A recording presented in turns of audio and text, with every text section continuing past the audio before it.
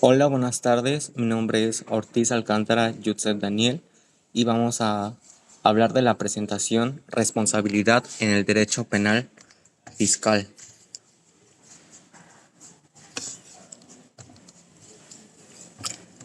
¿En qué consiste la responsabilidad en materia fiscal? Este consiste en el cumplimiento de diversas obligaciones que la ley impone a los contribuyentes, no solo el pago de impuestos, sino también llevar una contabilidad correcta, proporcionar información al fisco y en algunos casos la responsabilidad de terceros por las deudas fiscales de un contribuyente.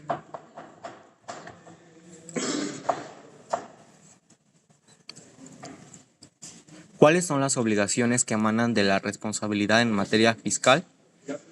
Bueno, son las que implican el pago de una cantidad de dinero al Estado, es decir, el pago de impuesto en sí. Pueden ser pagos de impuestos, como realizar el pago de contribuciones y derechos que correspondan establecidos por la ley. Por ejemplo, una persona física que trabaja en una empresa tiene la obligación de pagar el impuesto sobre la renta, el ISR, sobre su salario. La empresa en este caso actúa como renetedora, pero la obligación de pago del impuesto sobre el ingreso le corresponde al trabajador. Tenemos obligaciones formales, que son las que no implican un desembolso de dinero, pero son necesarios para facilitar el labor de la fiscalización y control por parte de la autoridad. Su incumplimiento puede generar multas y otras sanciones. Una de las obligaciones es la inscripción y actualización del RFC. Por ejemplo, una persona que abre una nueva empresa debe inscribirse en el RFC con sus datos personales y fiscales para que la autoridad tenga un registro de su actividad económica. Estos tienen que llevar una contabilidad, registrar todas las operaciones. Ejemplo, una persona que vende productos debe registrar todas sus ventas, compras y gastos en un sistema de contabilidad electrónica. Otra de las obligaciones formales es emitir y resguardar comprobantes fiscales. Ejemplo, un dentista debe entregar una factura electrónica a sus pacientes por los servicios prestados. Otra de las obligaciones es presentar declaraciones, informar a la autoridad sobre las operaciones y actividades realizadas durante un periodo determinado. Por ejemplo, declaraciones provisionales o mensuales, declaraciones anuales, declaraciones informativas. Ejemplo, un empresario debe presentar su declaración mensual de IVA para informar sobre el impuesto que ha cobrado a sus clientes y el que ha pagado a sus proveedores. En otros, es cumplir con retenciones.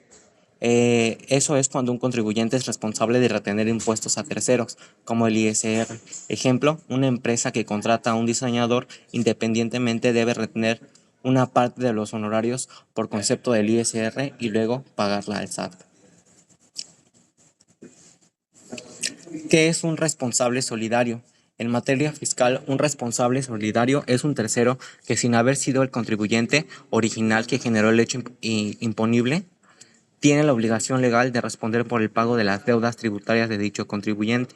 Esto significa que la autoridad fiscal puede exigir el pago total de una deuda fiscal tanto al contribuyente directo como al responsable solidario.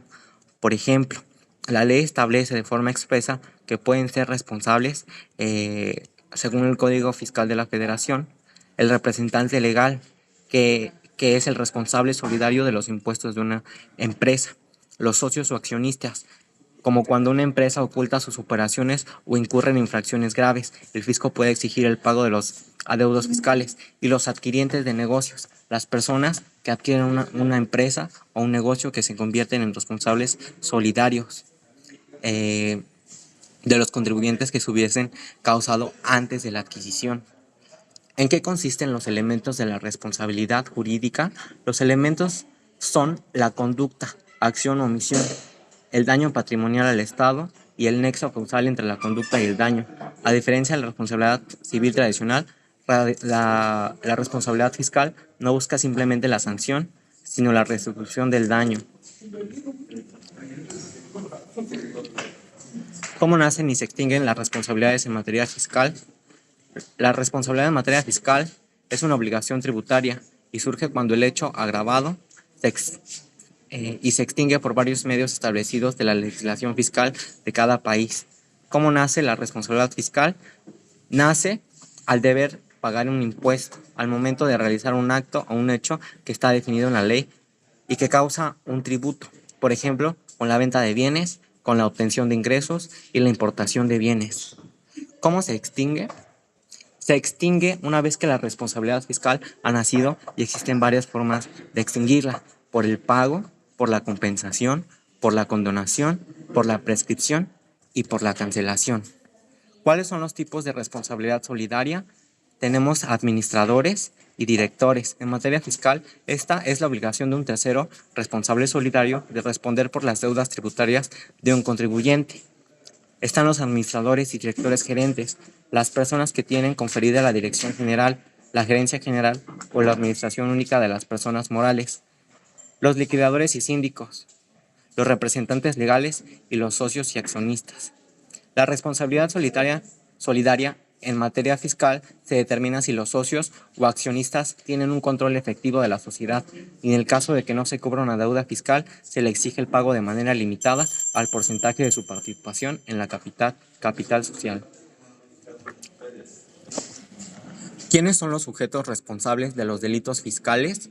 Los responsables son tanto personas físicas como morales que cometen con dolo una conducta tipificada en la ley fiscal para evadir impuestos o obtener beneficios indebidos.